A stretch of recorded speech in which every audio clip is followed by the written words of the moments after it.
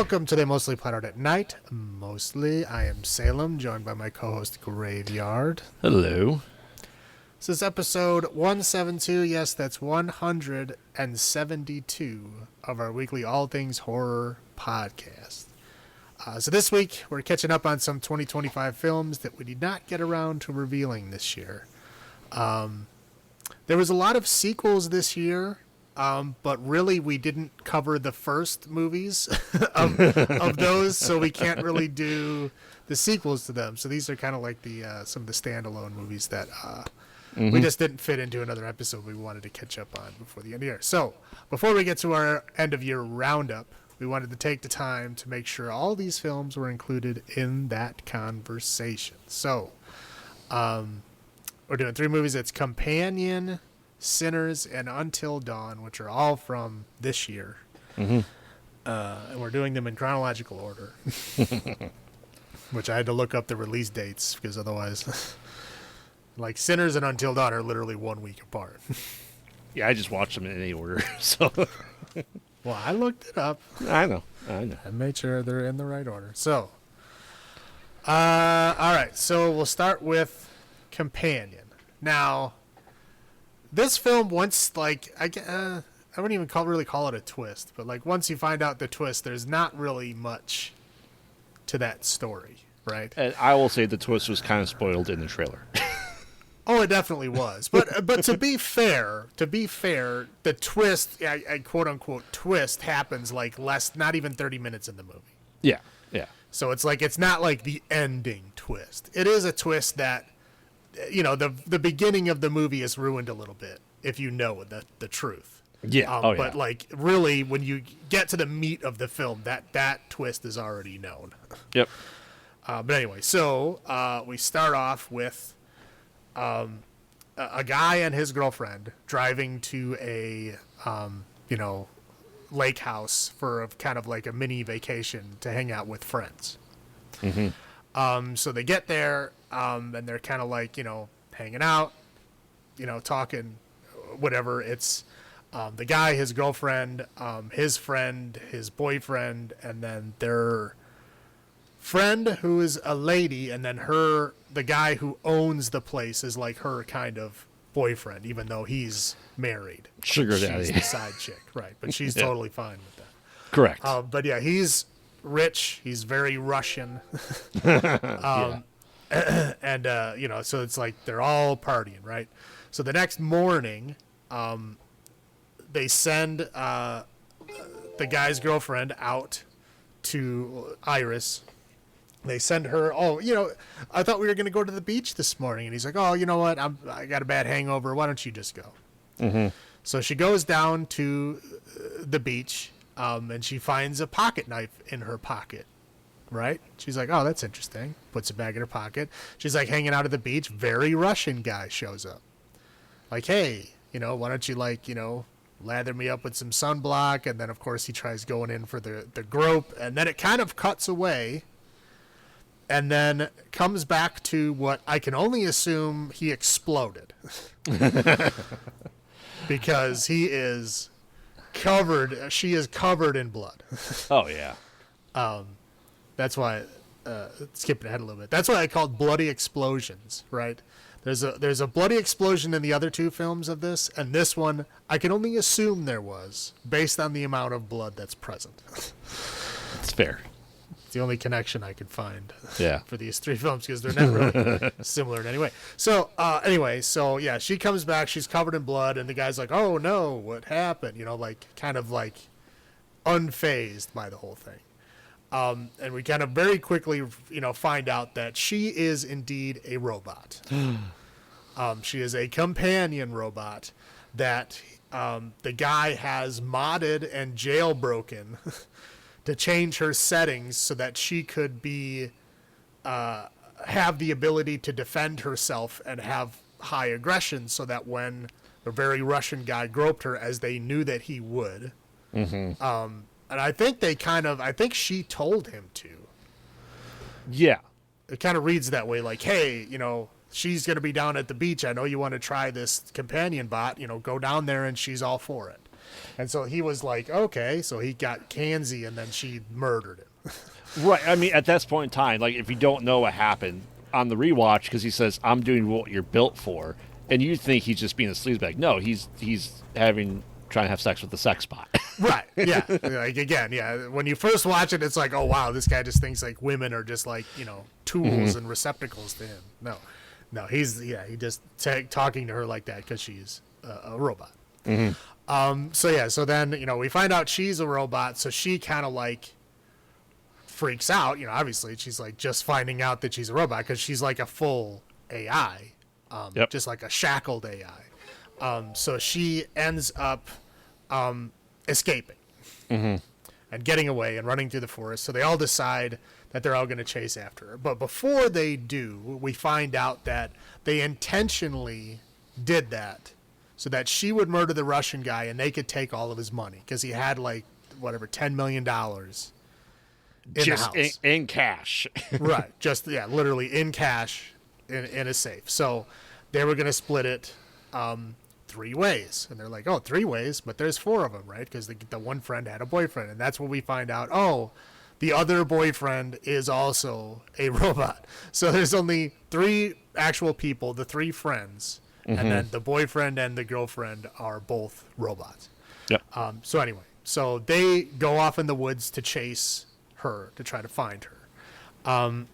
The guy and his companion robot, they're like apparently genuinely in love or something, because that robot apparently knew he was a robot, but for years. Yeah, but he didn't say anything because he liked his life or whatever. I mean, yes, they're programmed to love, but I guess he was content. Anyway, so they end up spotting her because her phone rings and they hear it. And then after a short chase, she ends up taking the guy's gun and shooting him with it. Poor Guillermo. Yeah. So yeah, Guillermo / Eli dies. She manages to get back, kind of fight with her boyfriend guy again, whose name is Josh. I think his name's Josh. Yeah, Josh. Yep. And then she ends up escaping in the car. Because she took his phone and is able to exploit herself. Right, yeah. She turns up her own intelligence, and she turns off voice commands so that he can't put her to sleep, stuff like that. Yeah. So she gets in the car. She's able to change her voice to match his voice so she can take the car away. She takes the car away. He ends up calling the cops, reporting it stolen, so it shuts it down. She gets pulled over by a cop. And she pretends she does only speak German because she's incapable of lying. Yeah. So she turns her settings to German so that she is telling him the truth, but it's in a language he doesn't understand.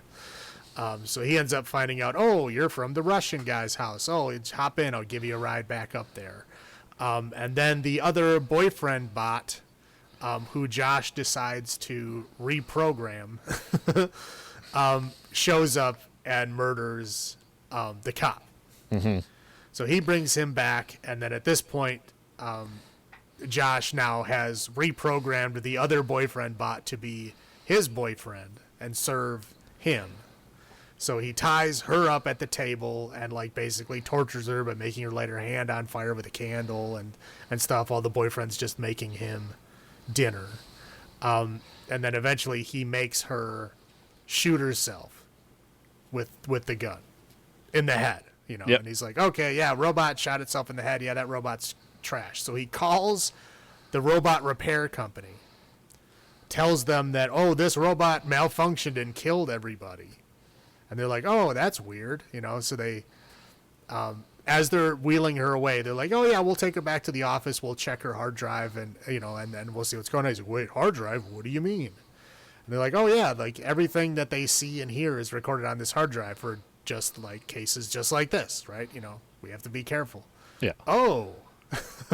So they take her out to the van. Of course, he tells the boyfriend, who's disguised as the cop at this point, to go kill them. He goes and kills them.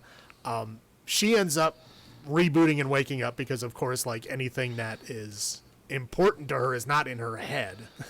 Yeah. So she was just rebooted, and then essentially came back, had, because she reprogrammed herself, and I guess the one guy who survived from the company was like unshackled her AI so she can live for herself. Yeah, he Westworld her. Yeah. So she came back, confronts Josh and then kills him. Yep. And then she, drives off into the sunset in a Mustang convertible, showing that she's going to live her own life now. Yes, along with the robot from Ex Machina. Just because the ending's about the same, right? Yeah. As Ex Machina. Well, Ex Machina is she's deliberately manipulating. Oh, yeah. Just to get out. This one, she is genuinely like in love with the guy. Yes, that's her programming too, but she's not manipulating to get freedom. She's just has been betrayed and then gets revenge. Reverse Ex Machina.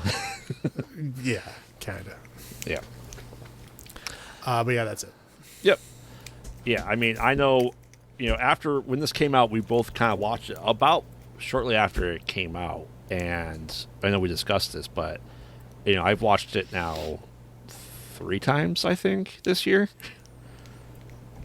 It's as you said, it's just kind of like the first time, okay, you go, okay, you weren't expecting the other boyfriend to be one. That's great. But like I said, now rewatching it, knowing the full twist, you view it very differently, I think. Well, yeah, there's some things that make sense, to where like there's this scene with Kat when she's talking to Iris and she's like, "You hate me, don't you?" She's like, "I don't hate you. I hate what you are." Yeah. And obviously at that point we don't know what that means. But if you watch it again and you're like, "Oh," she's like, "I don't hate you as the robot, as the person sitting in front of me. I just hate the idea of you being a robot." Yeah. That's what she means. When like the first time you watch it, you're like, "Wow, she's just a bitch." Yeah. She's just like, I hate you altogether. Like, wow. Yeah. But yeah, watching it the second time, you realize, yeah, she's not a bitch. She's just like, she doesn't know how to feel about weird companion robots and being around them. Like that's fair. And considering 2 of her best friends each have one, yeah. Right, yeah. I mean, like, that's fair. And, like, especially when the robot is, like, asking her questions about her personal life, it's kind of like, fuck you, robot. Right? Yeah, like, yeah, I get it. I understand. Yeah. So do you want to go first, your highlights? Or you want me to go first? I'll go first. Okay. So one, I gotta say, the acting in this movie is pretty good. Yeah. I mean, I will specifically call out Sophie Thatcher. She's great in this movie. I mean, I think she's great in just about everything she's done, but she's great in this movie. It's I don't know what it is about her. She's got like that little bit of like darkness to her. I think that makes it, when she's trying to play like a wholesome character, you can kind of see that little bit of darkness behind it. That little bit of like, angst or something right Goth. behind it. It's I enjoy her performances, and this one is fantastic. The idea of a companion robot is pretty awesome. Until you think about like the repercussions, like it's an AI, but it's literally like programmed to be your slave, which is terrible. That's on the other side. But like the idea of it is cool. Like, I'm all for, like, robots living, among people and stuff, but I wouldn't want them to be shackled, right? Right, yeah. But, of course, people are going to be scared, and I understand why they would be. But, yeah, like, it's kind of amazing the blatant stupidity of Josh, like, not understanding what a robot is or its capabilities in any way. Yeah.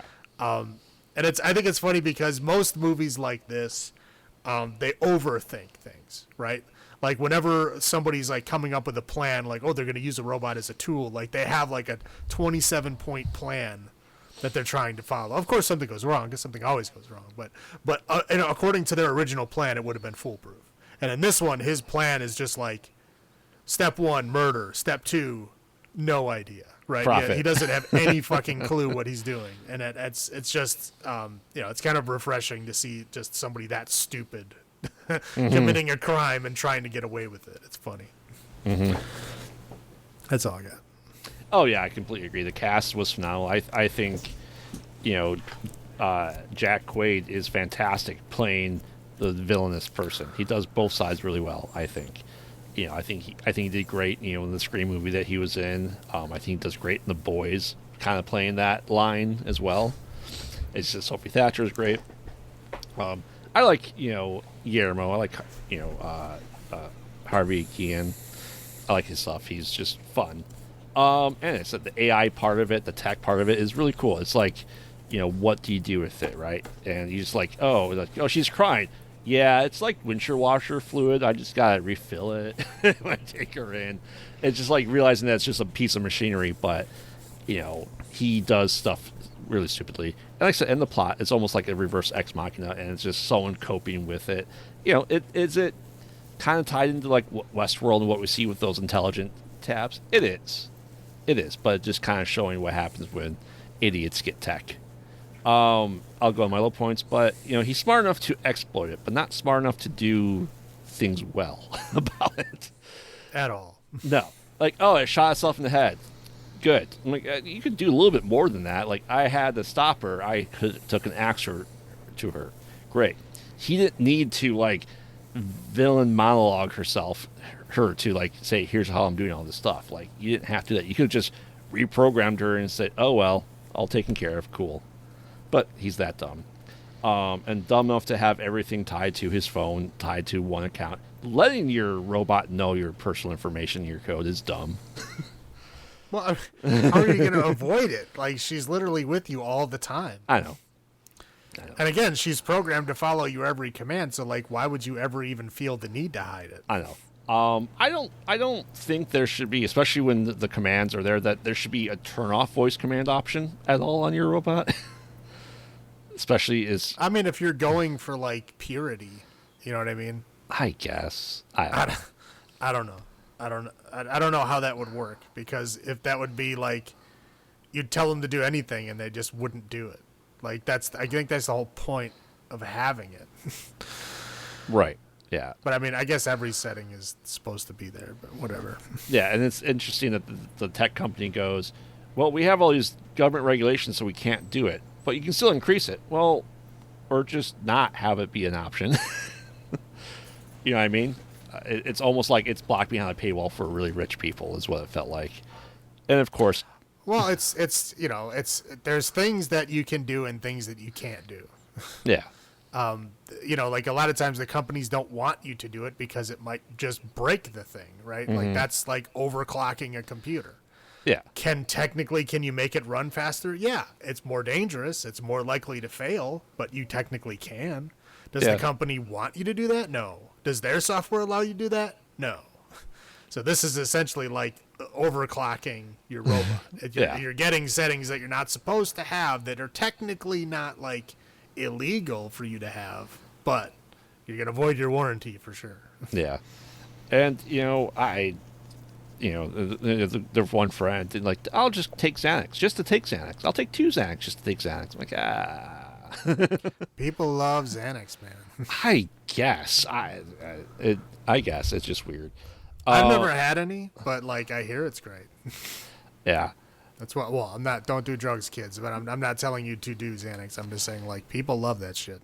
And I'd love to know how this sod farmer has $12 million in cash. Just saying. Well, he obviously does more than sod farming, but we don't know because we just assumed he's a bad guy. And it's like you just assumed he was a criminal. Yeah. He sells sod. What? Well, it's like the mafia guys that own a waste disposal company. Yeah. Like, obviously, they're doing more than that, but, that's not what their primary source of money is. That's just what they tell people their legal job is. Yeah. And like I said, Josh being that dumb, like, well, I overclocked this first machine. That was a bad idea. Let me overclock a second machine. That'll go great. And now he killed my friend. Yeah. Yeah. I don't know. Again, like, at that point, I don't know what he thought he was going to get away with because, like, everyone was dead. Correct. Yeah, you're the lone survivor. Sure, this machine that's not supposed to harm humans. Sure, that harmed people. Okay. Right. Yeah. Like, yeah. Gotcha. Like I said, and of course the killing of IT guys. The tech guys. Yeah, that sucked. Yeah, the guy was like, he's like, so what do you think happened? He's like, oh, this dude, like, oh, he modded her, 100%. He's going to prison. Yeah. Yeah. And he It's died. like, yeah, if you're an IT guy, you absolutely know. Like, yeah, that's not. It doesn't fucking happen. Like, you obviously fucked with it. Oh, we know. Yeah. We know. All right, that's all I got. How about you? Yeah, robot slaves, not good. Okay, like AI is going to be really powerful one day. Don't try to have an AI slave. Like, it's not going to work out well for you in the long run. Yeah, like we were talking about earlier. Like, did they give away the idea that they were robots too soon?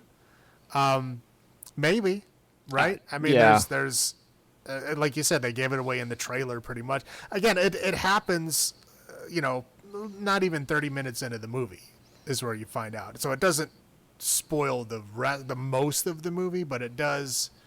Like I think it would have been more interesting if they pushed that envelope for a little while first. But I guess, for sure. I guess it made sense to do it at that time. But now here's the thing that I don't understand. If you are a robot, right? She obviously had plenty of charge because she, acts for the whole rest of the film for like an entire 24 hours without needing to recharge, right? Yeah. If she just starts running in the woods, one, why would she stop? She doesn't And have two, to breathe or rest. Right. And two, how the fuck would you think you're going to catch her on foot? You know what I mean? Like, she's a robot. She has at least 24 hours of charge. She's going to be just flat out running for 24 hours. You're never going to fucking catch her. As a human, there's no way. Yeah, and for all I know, she can have like solar power energy chargers. Right. So she'll never stop and rest.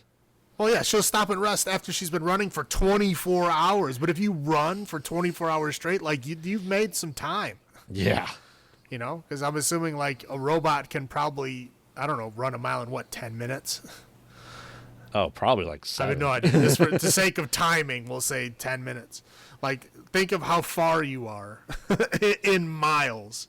Yeah. If you're running, 6 miles an hour? Yeah. You're far. You think of the circle around your center point. There's no fucking way you're ever going to find her. No. I mean, technically, I guess she wasn't unshackled at that point, but she was running for her life. But again, why would she stop? And how the fuck did they catch up to her when she did? Yeah. Anyway. But yeah, like, what's the point of, like, torturing the robot? Like, you have it, right? Yeah. It's tied up. It can't fight back. Like, what's the point? Like, why are you? I mean, I understand they're doing it to, like, give you something to, like, not like him in the film. You know what I mean? Like, you get like a villain scene kind of thing, so that you kind of cheer when he dies. But, like, really, what's the point? There's 0 point. Like, yeah, other than to have like your Bond villain monologue that he has. Like, I don't understand what the point is. Yep. That's all I got. Okay. All right, so as I already mentioned, we're doing bloody explosions out of 10 this week. So, Graveyard, how many bloody explosions out of 10 would you give Companion? I said, despite all the difficulty, this is a fun movie. I like this. That's blurring the line of the sci-fi AI tech and horror with this movie, right? That's love Ex Machina because it does that as well. And I think this is a pretty fun movie too. Like, it's not always taking itself so seriously.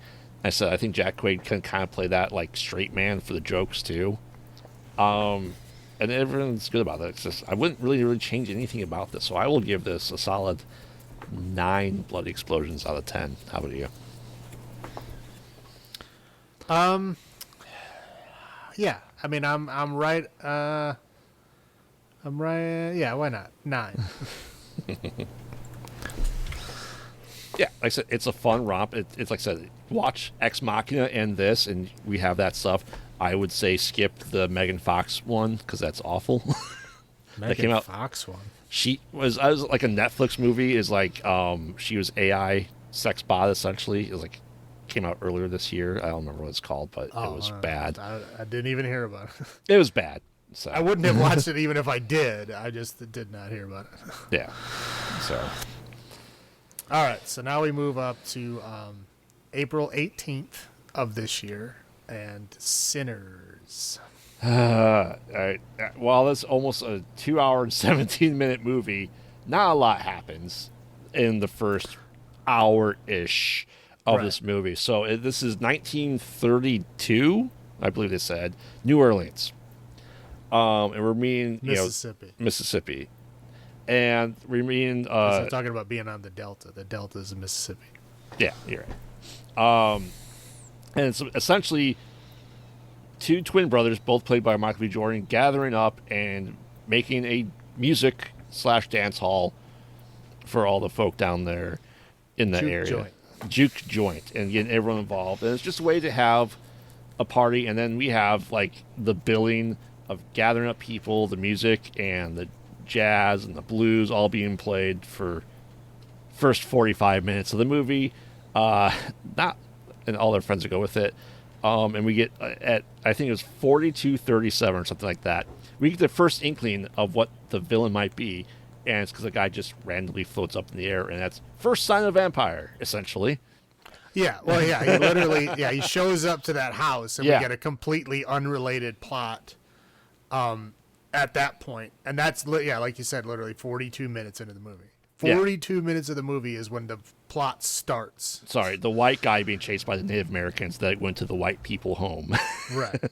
And Yeah, he that doesn't happen disappears. until 42 minutes, and he doesn't meet up with the rest of the characters of the other film for another 20 minutes after that.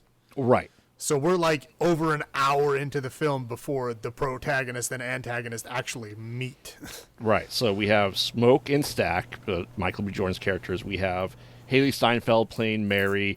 We have Preacher Boy, and we have a couple other people, and like one of those brothers, Cornbread, yeah, Slam. yeah, and just kind of going through that stuff. They're essentially they bought the property from, we'll say what it is, clan members. Yeah, the clan. The clan, like the only clan, and just kind of figure out what they're going to do. And Preacher Boy's he wants to play blues, but his dad's a preacher, and he's like, I want to go to Chicago and do all this stuff, but I'm inviting the devil in, and all that stuff. So eventually, Mary kind of runs out, and we have we get the three white people come in playing their music, and like, hey, we're here. Like, you can invite us in. No. Come on, invite us in. No. Because They played him a nice song first. they did. They play lots of nice songs in this movie. Well, but right now they just play a song to try Yeah. to get him in, and it's very like hillbilly-esque. Oh, banjo galore, yes. And so one of the twin brothers, his on again, off again baby mom, I don't think they're together, but she's into juju, and she's like, yeah, we really should not invite them in, so let's not do that. They'll leave us alone. Yeah, just walk away. Cool. Eventually, Mary goes out there to see what's going on. They're like, yeah, we got money. Here's gold coins, like gold doubloons, essentially. Well, they sing a nice Irish song first. That's true, too. And he, the lead, let's call it the lead vampire, she turns around, he jumps in the air, and cut back to the party that's going on there. So all that's going on, and we find out that Mary wants to come back in. Well, she has to be invited. They invite her in, and she attacks and basically kills her boyfriend, Not basically. She does. He's dead. Yeah. And they shoot, the other bird comes in, shoots her like 10 times. She runs away. No, that's not good. And, well, one of the twin brothers decides, he turns into a vampire. Well, that's not good. So stuff's happening. The one guy who's kind of like the bouncer had to go pee. He gets turned. He's like, yeah, invite me in. Like, no. All right. Well, Here's everyone else get out of here. Sorry, I'm taking it aside for 1 second. Like, if you're already in the building, why do you need to why do you have to go outside and then ask for permission again? Like, if you're already in the building. We'll get to that. I'm just Incorrect at this point, lore. I'm very confused. We'll get into incorrect lore that they get in this movie with vampires. For sure. But yeah, so essentially, like, after the brother gets killed, like, everyone else leaves. So then we're left with, like, the ragtag 8 survivors that are now out, inside the building. And that's how, now the movie actually begins, for the most part, right? After everyone else leaves, the crowd leaves. So yeah, and everyone that left the building, well, they actually all got turned too. So now there's, like, what, 40 vampires surrounding them? Yeah, I don't know. A lot. Yeah. It's a lot. Yeah, and the one woman and her husband that owned like the market that was in town, her husband gets her. He's like, "Hey, she invited me." And she's like, we should stop running. I'll invite them in, and she does, and so that we have the all-out attack. A couple people die. The hoodoo woman, she gets attacked and killed. She's like, "Yeah, you have to like kill me." So her boyfriend just Michael Jordan decides to do that because garlic and silver and wooden stakes, that's how you kill vampires. Cool. So like I said, half of them get killed. Eventually I think they should have done, that's the one thing I liked about Fright Night, the remake, was he's like, yeah, you have to invite me in, but I can just burn it down. Yeah. Like, why didn't they just do that? Correct. Yeah, but we have a whole Irish jig going on, literally an Irish jig with the guys and the people outside. Yes, they're playing the song of my people. They are. And like I say, everyone's part of it, and they're kind of like this is a hive mind, so they kind of know everything. Like once you turn, like you have like ties to your master, right? He's able to see your memories, you're able to see his, and share all that stuff. But eventually, it comes, brother versus brother, vampire versus not. Preacher Boy kind of gets away and run an attack, and lots of other vampires are killing everyone else. So everyone else dies. We don't see what happens to the vampires that haven't been stabbed between Smoke and Stack. And the lead vampire goes chase him into the pond, and he starts reciting Bible verses, and he's like, nah, that's not going to work. I thought for sure he's going to turn the pond they're in into like holy water to kill him. No, Michael B. Jordan's surviving brother stabs him, and they all just kind of stand around for the sunset to come up, and they all burn and explode. Preacher Boy makes it back. Yeah, Preacher Boy makes it back to his dad. He's like, "This isn't good," and we have like kind of like a post-credit scene where the clan shows up to kill everyone at the juke, right? And like, yeah, no, and Michael Jordan's character is killing them all. Fast forward to Chicago, like 1992, so 6 years later, old Preacher Boy's there, and who walks in but one of the twin brothers and, Mary. He's like, yeah, my brother spared my life. He said never to touch you until, you're at the end of your life. It's like, by the smell of you, yeah, you're at the end of your life, but hey, that's cool. And he's like, that night, that was the best night of my life. Before all the murder and mayhem. He's like, yeah, mine too. Last time I saw sunset, last time I saw my brother. Cool. End of movie. Right. I said it's just a lot of fluff. As we said, 2 hours 17 minutes, way too long. Cut 30 minutes down. I don't think we really gained anything more or lost anything in that process. Right. Like, yeah, we were talking earlier. Now, essentially what this movie is take Demon Knight, right, and then add about an hour of fluff to it. Yeah. That's what this film is. Like, it's the same plot as Demon Knight, pretty much. Instead of vampires, it's demons, but it's this literally like the same plot. Like people stuck in a house, and then there's monsters on the outside, like trying to get in and trying to get their way in somehow or get them to come out somehow. It's the same film, but Demon Knight does it a lot more. Concisely. Right. Yeah, that actually like has a point A and a point B. This movie is like point A doesn't come in until 45 minutes into the movie. Yeah. Yeah. Like I said, it's a good movie, but it's just I understand it's by Ryan Coogler. He likes to do character growth and development. It's just an awful lot of it. So it's an awful lot of it, and I think there's just too much of it for the payoff of this film. For if it wasn't a vampire like kind of action film that this really sells itself as, if it was just like a kind of drama film, even if it ended in the action of like the clan coming and then fighting the clan, like that would be fine too, because it kind of fits with the theme. Yeah. But like the theme of the film, like literally an hour in changes. Yeah. Like the first hour of the movie it's is a all about piece.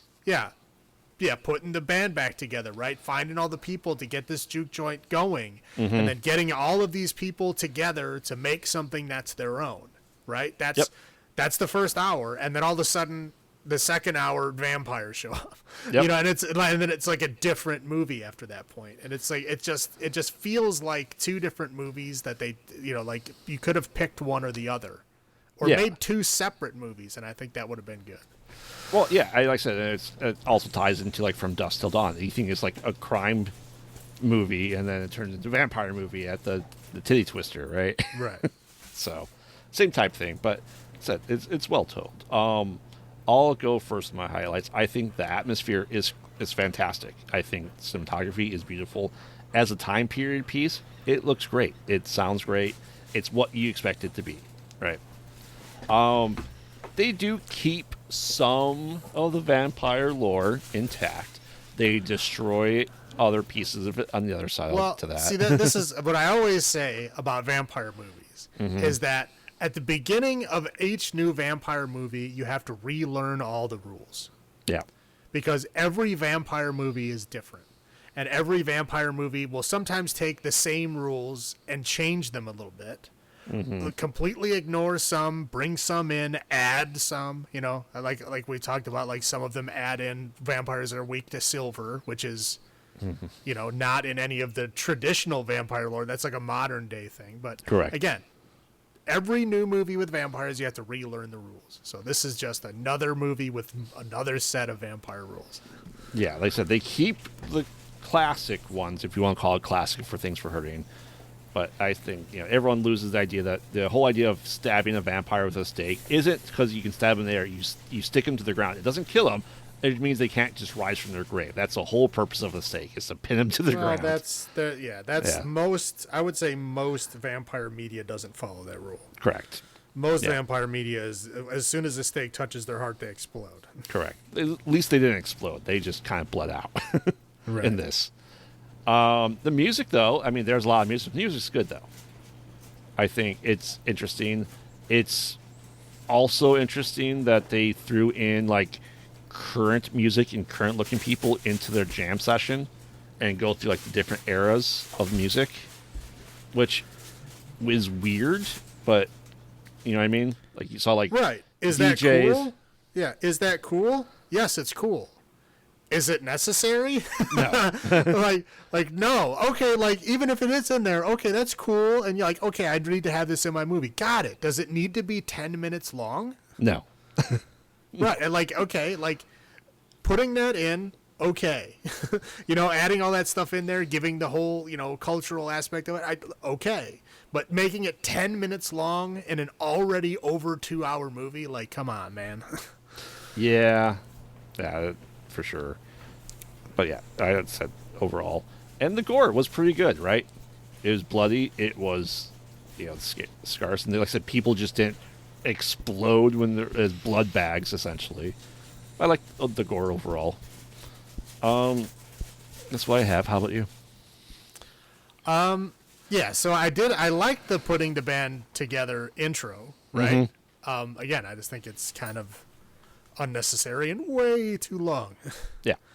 I did like that, like we just talked about the multiple cultures and multiple times and the music thing. I thought that was great. It's just, again, it's too long. Yeah. It's too long in an already long movie. Like by the time that scene even happens, we're like 40 minutes in. Yep. Like I think maybe even over that. So it's like we're already dragging on, and then you're putting in a 10-minute long scene. Like, I get you wanted it to be in there, but like, okay, relax. Again, we got some Irish music in here. I did the first time I watched this, I'm like, oh, interesting. They make the Irish people the bad guys, and then show them like doing the jig while they're almost murdering everyone. Like that's.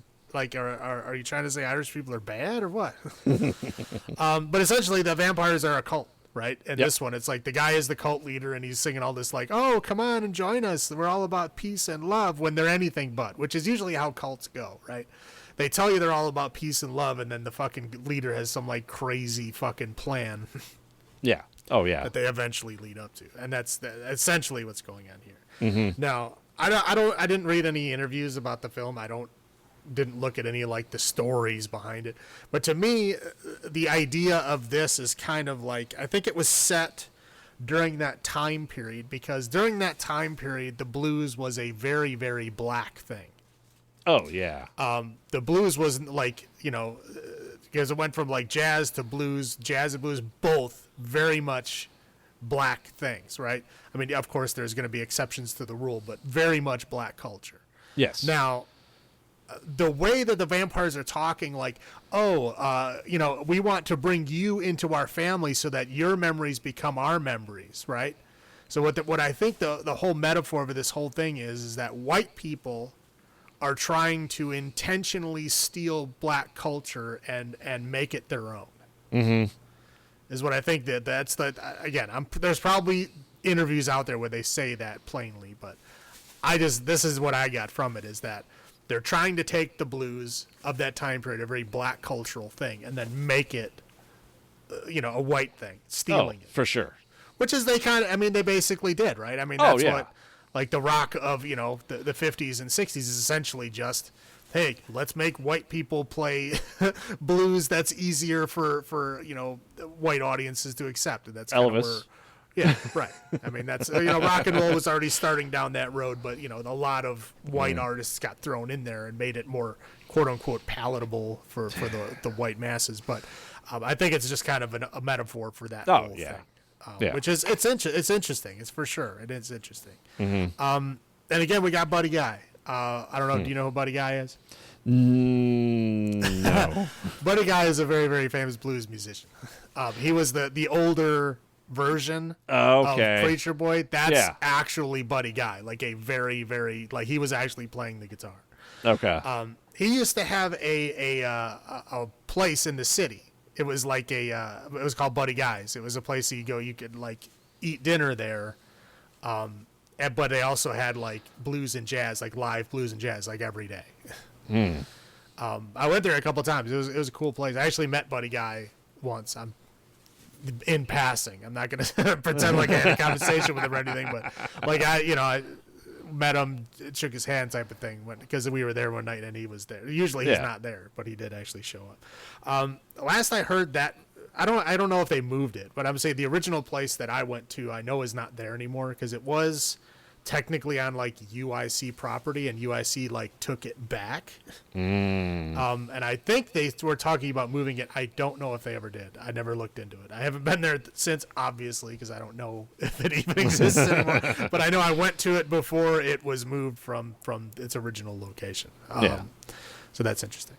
Okay, that's it for high points. So go into the low points here. Again, the vampire plot does not start until 45 minutes into the movie.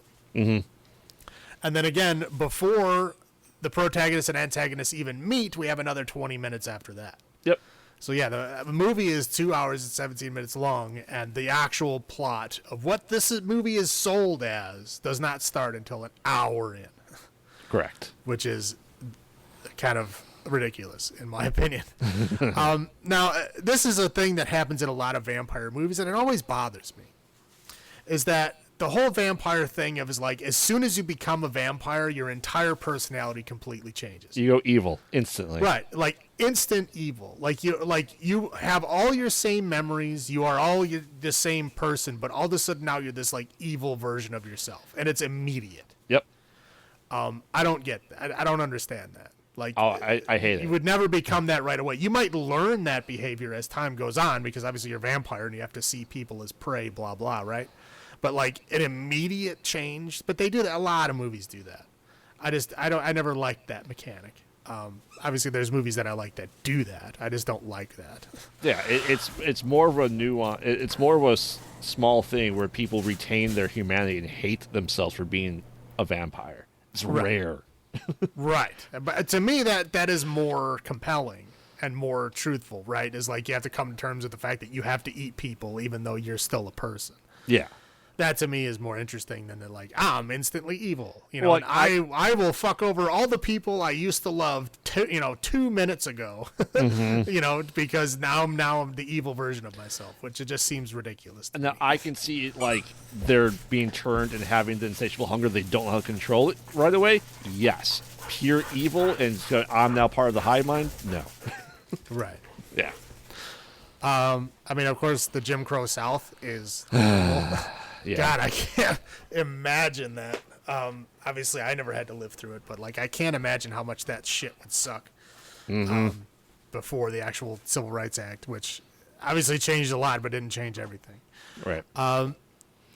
Too much fluff. I know we've already talked. We've said it multiple times. There's too much fluff in this fucking movie. There's no reason it needs to be this long. I understand the point that you're trying to make. I understand all the things you're trying to show. I just think there's lots of cuts that could have been made. There's lots of things that could have been told in way less of time. Yeah. And finally, the 90s clothes that Stack and Mary wear are fucking ridiculous. It's like take 1992 and then like turn it up to like 13, not even 11, like 13. They're wearing crazy 92 outfits. He dressed like Jazzy Jeff. Oh man, it is terrible. Yes, it is. But yeah, that's all I got. Yeah, like I said, obviously everything that goes with the time of America at that point in time, Jim Crow, the Klan, obviously, all bad. As we said, 42 minutes, so the hint of a vampire. And we don't really see, like, oh, he's being hunted by, like, maybe vampire hunters, and they're gone the rest of the movie. Where'd they go? Right. Oh. They're not, like, it seems like a subplot, and then they just changed the film. And they it seemed like it was two different movies, and they were writing two different movies, and then an hour in, they're like, "Oh shit, yeah, we only had enough movie to make one. Make them both the same movie." I'm like, I want to see these Native American vampire hunters, right? Like that, yeah. Again, there's a lot of interesting things that could have happened here, and they didn't, and it's still 2 hours and 17 minutes long, and there's unanswered questions. Like that's correct. Inexcusable. Yeah, and. All right, so I'm the one harp about the vampire lore. Yes, as you said, you reset it, but like, okay, the whole idea of having to be invited in. First off, you can rescind your invitation, generally speaking, anytime you want. Also, it's a home that you can't be inside, like someone's dwelling, not just like a building. Right, but like, where's the line?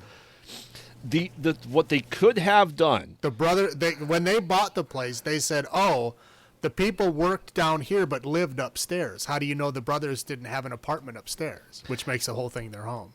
I guess. Maybe. I think they could have said better that the woman that knows the hoodoo protected the place. That I would get. Like she was so concerned about one of the brothers that he gave her like a Vex bag, essentially protecting him. Like, I can see her going to the place like, okay, we are gathering here. Let me just do a quick little thing. Like, okay, we're protected. Fine, I get that. But if you leave, like when the brother was turned as a vampire inside the building, he shouldn't have to be invited back in. He was already there.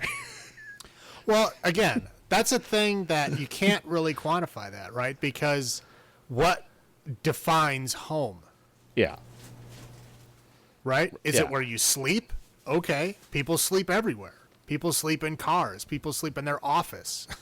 Right? But, you get like homeless folks, right? Homeless folks, they sleep outside. Therefore, all of the outside is someone's home. Right. So if you are uninvited from all of outside, you literally have to poof out of existence because there's nowhere that you can go. Yeah.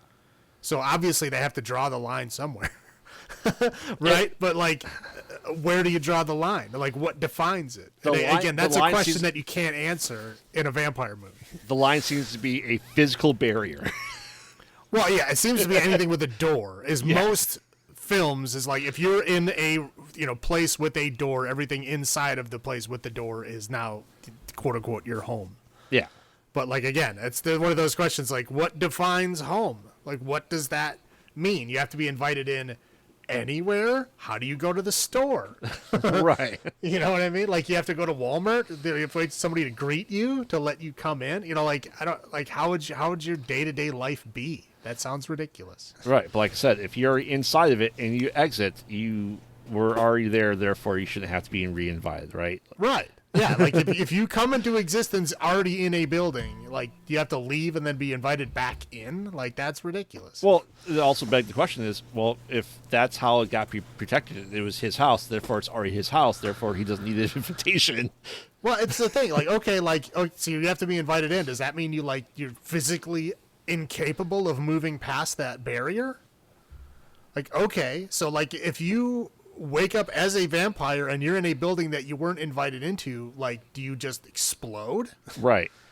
Like, where's the rule? How does this work? And what if it's my house? Like, let's say I leave my house I get turned into a vampire. Do I have to get invited back into my own house? You do, because the brother, that was his house. Yeah. So the brother had to leave and be invited back in. Even though it's still Therefore, his. even Yeah. if you are made a vampire in your own home, you no longer have permission to be there. Yeah, it's Which is ridiculous. I Yes. agree with you. But I'm saying at the rules of this universe, he had to run out the door. Like, as soon as that door opened, he ran out. well, and that's the thing though. Like, and then it's the woman that owns the market. She invited him in. It's not her house. Her invitation should mean jack shit. Well, it's the thing. It seems to be like anyone can invite them in. Right. And that's bullshit. I would agree with you. I'm just saying, like, that line is such a hard line. That's why if I ever made a vampire movie, the invite me in thing would be, you cut it out, because that's ridiculous.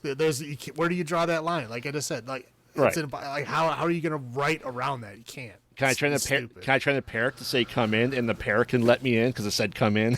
Right. I mean, like, how, like if you record yourself saying come in and then throw it in the house, like, does that count? I mean, like, again, where's the line? Who knows? Yeah. It's a dumb line. Just cut it out. Yep. Yeah, like I said, it like, overall, this didn't really add anything to the vampire world. No. No, it did not. And we've had over hundreds of vampires. We need to do, like I said, the story is great. We need to do new things with vampires as a whole. Sure. So, all right. Well, then that's all I got for my low points. So, how many blood explosions out of 10 do you give Sinners? It's not a bad movie. But the thing is, like, I would have, if it was the first time I watched it, I would have given it a higher score. Because I enjoyed it the first time. The second time watching it, it's like, wow, this shit is just not necessary. You know what I mean? Like, all the trailers and everything is very heavily showing you that this is a vampire movie. Yes. Now, when that vampire doesn't, literally any vampire at all does not show up for 45 minutes, and the actual vampire plot of the film doesn't start until over an hour in, that to me is kind of false advertising, right? It really feels like a slog the second time. I'm not going to say it's bad. It's not bad, but it's a movie you watch once, enjoy it, that's it. Yep. And now for me, the line at that point is a 7. A 7 means I would watch it again. If I don't want to watch it again, that means it's below 7. But that's really close, so I'll give it a 6.5. Yeah, like I said, this is kind of, like I said, a one and done thing. There's nothing new to gather on the rewatch, which is always good, especially for movies and horror movies. Like, there's always pieces you miss. There's nothing that you're missing here. Yeah, I mean, it's higher for me because I only watched it once. I didn't have to watch it twice for this. Yeah, like I said, the first time I watched it, it would have got higher for sure. Yeah, I agree. It's a solid 7, I think. One watch through is good, and people have been clamoring for a sequel to this. And what I would find more interesting is something set in this world. Ryan Coogler taking a different piece of lore instead of vampires. I don't need multiple 2-hour plus vampire movies. I think he should make a generic 80s vampire movie with Stack and Mary. There you go. I think I pitched this before is New Orleans Ghosts. I think it'd be interesting. That universe or just in general? Just in general. Okay. Yeah, that's what I think. But is that because all their graves are above ground, and it's easier for them to get out and wander around? Yeah. And to this deep to his cultural thematics, I think New Orleans would be a perfect spot to do it too. So because all the voodoo shops. Yes. Yeah. Why not? Why can't you have someone that is adjacent to the woman that knows the practicing of stuff? But that's just my I thought. know someone who has a voodoo shop in New Orleans. Yeah. I don't talk to them anymore, but I know of them. So, All right, well, take us through, and we'll tag team this last movie then. Until Dawn. 2025. We fast forward 1 week from Sinners to April 25th. Now, the film opens with a girl kind of digging herself out of a grave, kind of. Mm-hmm. And then it just kind of fast forwards to a group of friends. One of the girls in the group that was her sister in the beginning. She's been missing for a year. So that girl thinks that they're going to like do a search of all the places she was last seen. All of her friends are going with her to like support her as like this is like her last goodbye. Yeah. To her sister, right? Because her body wasn't found or anything, but they're all assuming she's dead, except for, of course, the sister who refuses to believe it. Correct. So they're kind of driving around, this last thing. They go to this gas station with Peter Stormare as the gas station attendant. And they're like, hey, have you seen this girl? And he's like, no, but if she's missing, it's probably from this place. And they're like, oh, why? Like, oh, people disappear from there all the time. So they're like, okay, we have our destination. Let's go to this place. So it's raining heavily, and as soon as they get there, it stops raining. Mm-hmm. They go inside of, like, the welcome center, whatever. Yep. And it's like, it looks like nobody's been in there for, like, a really long time. Everything's, like, super dusty. Everything's, like, super dated. And they're like, oh, this is interesting. So they all kind of separate, and they're all like looking at their own things. And then as they're separated, the one girl signs the guest book, who is the same girl that was from Hellraiser, the new Hellraiser. Correct. And I looked her up. Her mom does the voice of Bobby Hill from King of the Hill. Okay. I just remember, I was like, I know her from somewhere. Where do I know her from? And I was like, oh, Yep. it was Hellraiser. So it's... I think she's the only one I know. I mean, Peter Stormare is in it, but like other than that, I don't know anybody else in this movie. Hints of Rami Malek. A single hint, not hints plural. No, one. There's one. Yeah. So they're all like separated in the house, and then like she signs the guest book, and then all of a sudden the creepy hourglass in the wall turns over. And then now there's like a clown guy trying to kill him, and there's like all this wacky stuff happens, right? So they all die, and then they wake up again at the same point, the point that she signed the guest book. They all wake up again. Yeah, one one's wiping a mirror, another one they're going out in the rainstorm. One guy's looking at all the missing posters that are in this welcome center. Yeah, right. So essentially now they're in a time loop. And as they go through this time loop, they basically just die in all kinds of interesting ways. Yeah. I mean, as we move along, we find out a little bit more lore here. We find out that this area that they're in was like hit by this, mining accident to where like almost the entire town sunk into the ground. Mm-hmm. So like the entire town, it looks like there's nothing there, but all the houses are really underground. Yeah. And there was also like a gas leak that killed like everybody in the town. It was like 1,100 people in the town died. Except for all those hungry miners. Right. So, so essentially that's what happened to the town.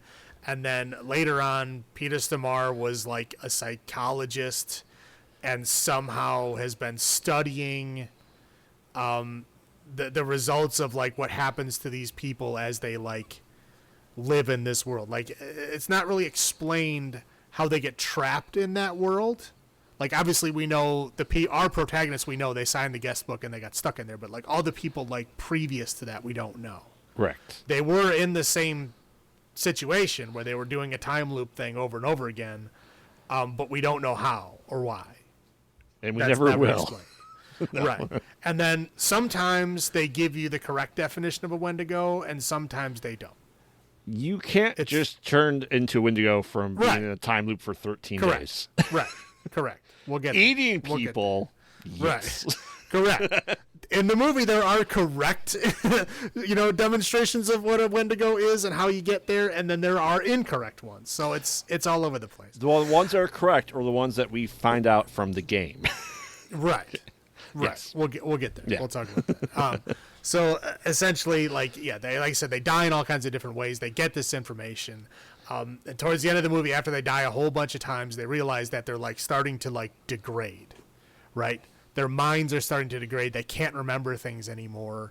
The one guy looks on his phone, and there's all these like videos of ways they've died and things that have happened to them that they can't remember. Yeah, because they're like, we've done this for like 5 times. They're like, no, it's been 12. It's like, what? Yeah, like as they look at the guest book and they see like as you go book and you look at the guest book previously, and it's like everybody, it shows them you sign their name very clearly the first time, and then each time it gets more and more clear. The last one's just like a scribble, and then you assume they're dead or they're gone. Yeah, only no one signed more than 13 times. Right. So they basically figure out that they're okay. We're at the 13 point. Like, what are we gonna do? So they decide, we're gonna stay alive. I don't know why they didn't just make that decision before. They probably did, but they forgot they made that decision. Right. So this time they're like, we're gonna survive no matter what. So then they just like keep running. I don't know how this didn't happen earlier, but so they just like keep running, and the one girl somehow ends up in a sanitarium cell. The psychic, yeah. Right, yeah, and then they try to go save her, and then of course she ends up in Peter Stamar's office. And there was a scene earlier where like they drink the water and they take like a sip of water, and then they literally fucking explode. Like 5 minutes later. Right. Yeah. And then there's a scene where there's water dripping from the ceiling, and Peter Stamar is drinking a cup of coffee. And while Peter Stamar has his back turned, she moves the coffee so that water drips into the cup. And literally, like, a drop falls in the cup. And then he drinks the coffee, and then he explodes. After explaining himself, yeah. Right, yeah. He gives his villain monologue. But not how he's doing it. Right, exactly. The most important part we don't get. Yeah. And then he explodes, and then they all, like, run away from the monsters and survive the night. So, like, the hourglass goes all the way through without anybody dying, and so they all live and happily ever after, and then they go. Well, and the post-credit scene is the monitors he had installed switches to a snowy cabin with a ski lift, setting up the video game. Which is stupid, but, yeah.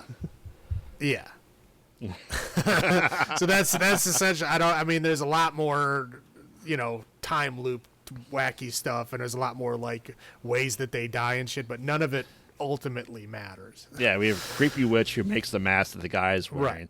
And exactly. That mask is the same mask that Rami Malek was wearing in the video game. Right. And but again, he has like a file on Rami Malek's character. Right. But ultimately pointless. It doesn't matter. No, it's essentially the origin of Dr. Alan Hill from the video game, the movie. Right. Yeah. But the thing is, in the game, he's not an antagonist. No.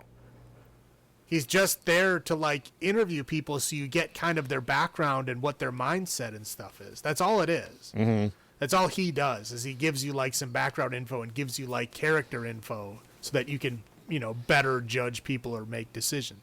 He's not a villain in any way. No. And in this movie, they make him into a villain, which is weird. Correct. I understand you have Peter Stamar, right? You're making him a villain. Yeah. Right, exactly. Like, I understand you want to make him a villain. I got it. I understand. But like, it's just kind of like weird that you're trying to tie it so hard into the game. It's like really two different characters. And I guess I also think it's an interesting. The one thing that at the end of it, I was like, you know what is interesting? For as many deaths that are in this movie, the end of the movie, all the characters are alive. Correct. So we see them all die multiple times, but at the end, literally all of them die. All 5 of them are alive. Yeah, and we can only assume that Peter Stormare is alive too because he's in the video game. Right? Yeah, he must have survived his explosion somehow. He must have been in his own time loop. Quite possible that he maybe controls. Who knows? We don't get any information, but correct. Okay, so now we'll go. Do you want me to do my high points first? Yeah, go ahead. The only 2 people I knew in this movie were Peter Stamar and Odessa, who's the girl from Hellraiser. They did a great job, sure. Mm-hmm. Those are the only 2 people that I realized. Now, I realized, like, there's the way that I would describe this movie to other people would be, 1, it's a time loop. Yep. 2, it has heavy elements of Cabin in the Woods. Mm-hmm. and 3 it has a little sprinkling of Silent Hill. And it has nothing to do with the video game. Correct. No, I'm not saying anything about the video game at all. I'm saying yeah. It has the time loop thing of like literally the time, the fucking hourglass switches and everything resets, right? That's the time loop. 2 is like you have kind of like a cabin in the woods because there's like all these different ways they can die, and they just kind of like happen. Yep.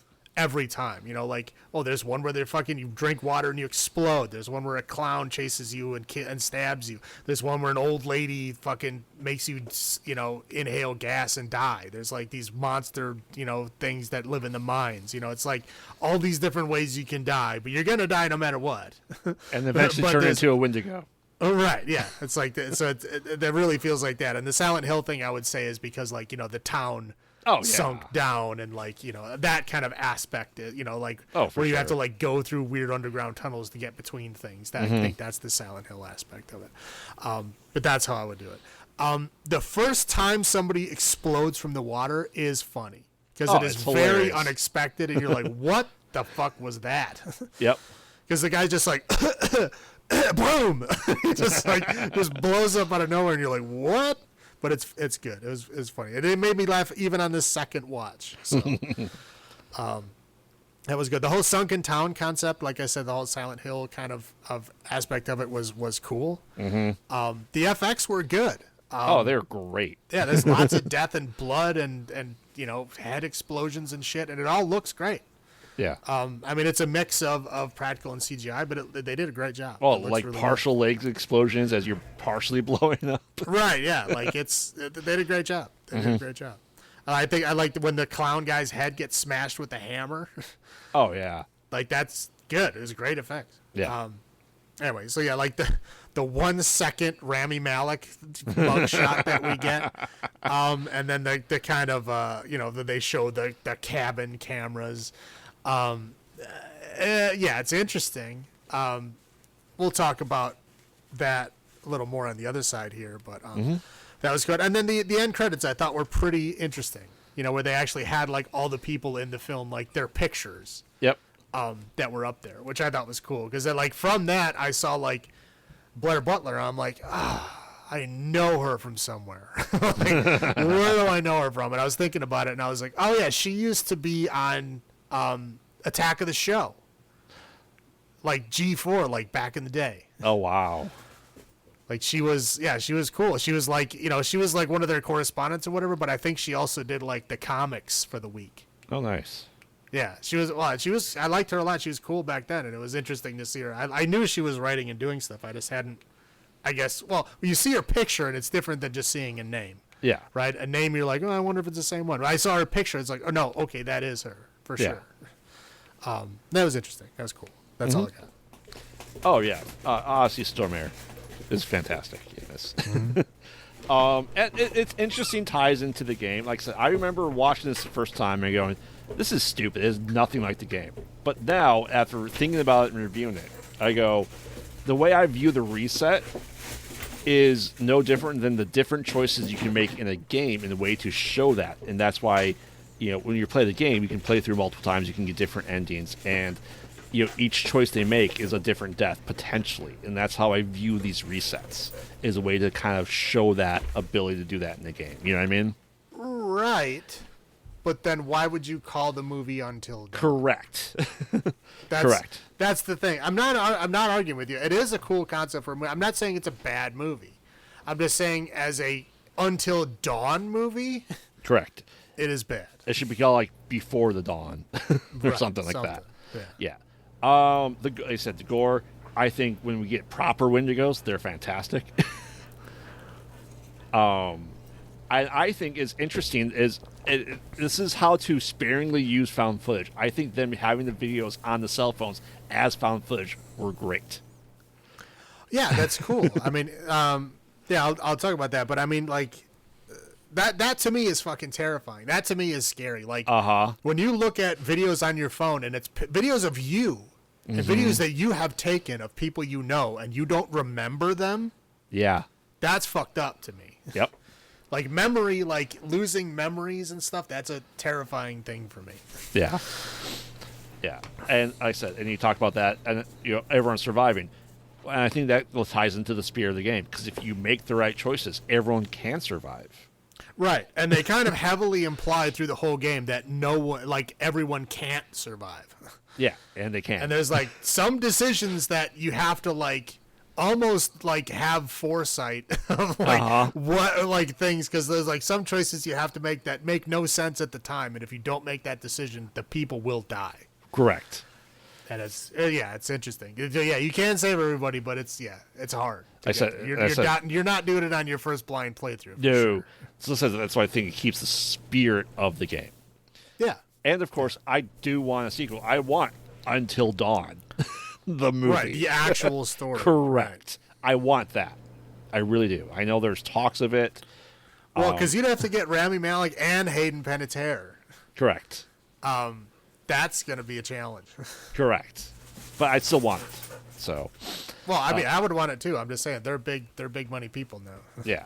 I'll roll my low points. Obviously staying in the street. Like, you guys are standing in the street doing like a prayer circle and people almost hit you. Like, you telling them an asshole? You're in the street. Right. It's a gas station. It's a gas station. You are standing like blocking the pumps. Like, yes, you're an asshole. Yeah. Yeah. Obviously, we don't know who. Like, we see this like just giant creature in the rain. We don't know what it is. Never explained. Nope, no explanation. It's just like, hey, that's what's stopping you from driving. Like, okay, yeah, that's it. That's a big underline. Got it. How does it work? I don't know. I'd love to know how it works. Something. Right. The witch? Oh, the gas line? Doubt it.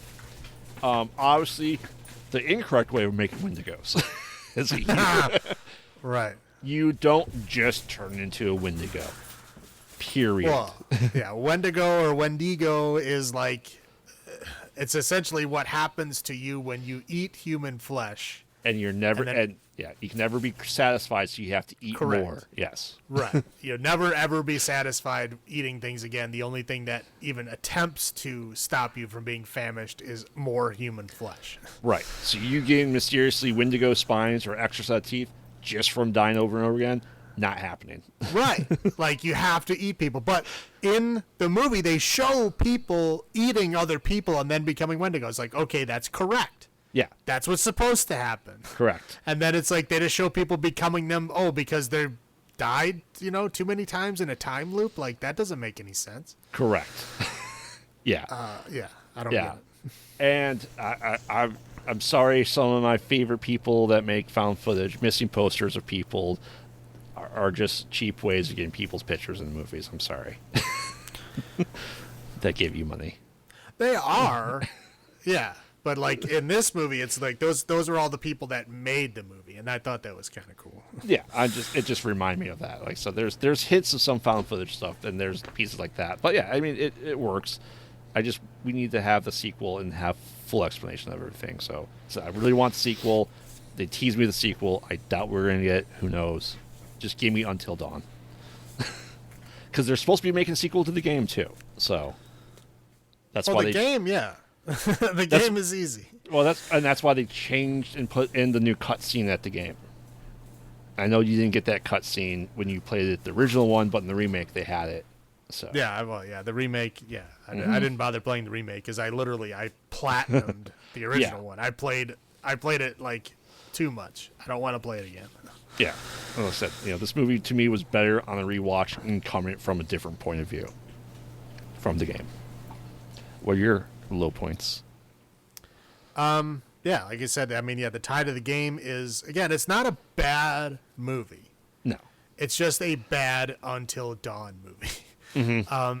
It really doesn't have any tie-in at all. The only thing I can see is that, like, again, the time loop, like you were talking about earlier, is like, when you play the game and you fucking die, and you're like, oh shit, I didn't want to do that, so you fucking start over. Mm-hmm. Right? That's essentially what this is. Is like every time all your people die, you're like, shit, I got to start the game over to try to keep them alive.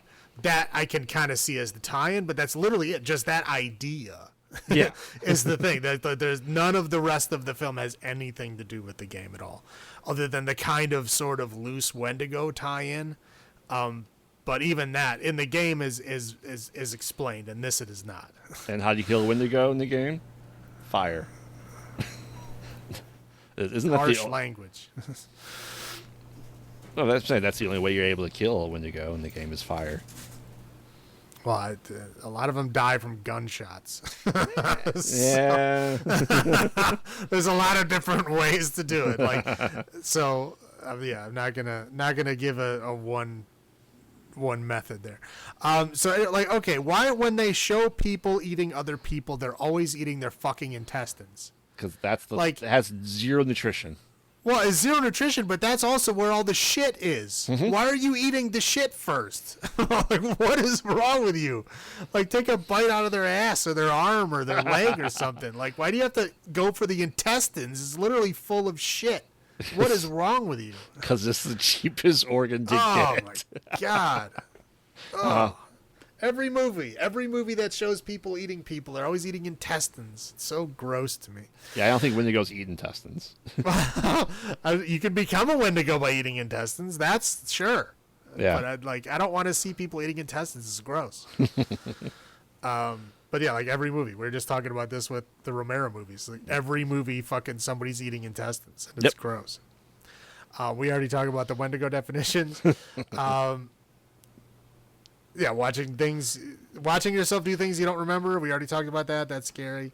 Yeah, again, how they changed Peter Stormare's role just to be an antagonist in this movie because, of course, he's Peter Stormare, and if you have him in your movie, you're gonna make him the bad guy, right? Of course. I mean, like, if he's like just in the movie as a psychologist, like he was in the game, like who are you gonna have be the villain? Clown guy. I'm just saying, like, who is going to be able to stand next to Peter Stormare as a villain in this movie? Oh, no one. Right. So no one. I mean, there are people that could do a better villain, sure, but you're going to have to pay a lot more than this movie had. Mm-hmm. And yeah, and like the whole, like, one drop of water in his coffee, like, makes him explode. Like, one drop mixed into the whole cup of coffee. And he takes one sip and in, like, less than 30 seconds explodes. The most violent explosion, too. Right. Yeah, and we saw multiple times early in the film that it takes minutes. Yep. For the explosion to happen, and and they drink whole gulps of water. Yeah. Whatever. But again, they changed his role because I know they wanted him to have more screen time, and of course he was much better as a villain than he would be as just some generic psychologist. But correct. I get it. I just compared to the game, it's just a weird kind of switch. Mm-hmm. Yes. That's all I got. All right. So, Until Dawn 2025. Do you want me to go first? Sure, go first. I mean, yeah, it's good. I want to say I'm probably giving it a higher rating now than I would have the first time. Correct. The first I time, am too. I was like, it's all right. Do I want to watch it again? No.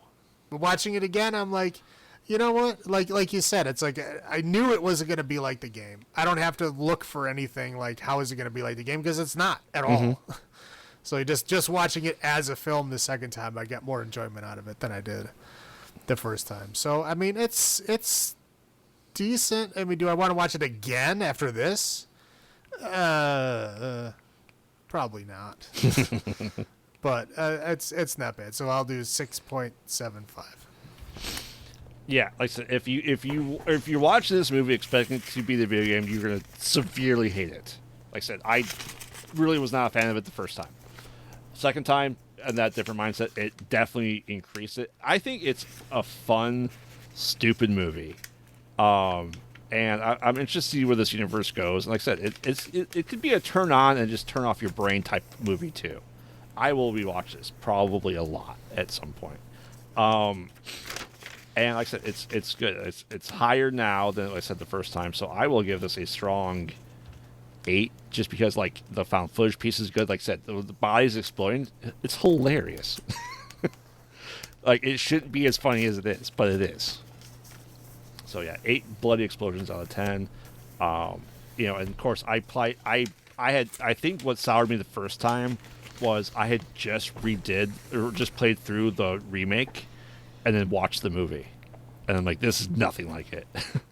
Yeah. No. Well, I played it enough to platinum it, so I've literally seen everything in the game there is to see. Mm-hmm. But like I said, it's overall a good take on how to do a choice-based video game movie. For a video game movie, it's pretty solid. If you want to call it a video game movie. So don't call it. Well, I mean, it's literally done by like Sony Studios, so it definitely is. Mm-hmm. All right, that's all I got. All right. So, do you hear those sleigh bells ring ding jingling? That's right, it's that holiday time of year again, and we'll be celebrating with some holiday themed films. Since these types of films are known for their high quality and attention to detail, I'm sure they won't be torture to watch. So, join us next week for Holidays, Silent Night, and Anna of the Apocalypse? Or Anne the Apocalypse? Or something like that? Anna and the Apocalypse, yes. Anna and something Apocalypse. So remember, we watch bad movies, so you don't have to. And this has been Graveyard saying, have you checked in the children? This is Salem saying, long live the new flag.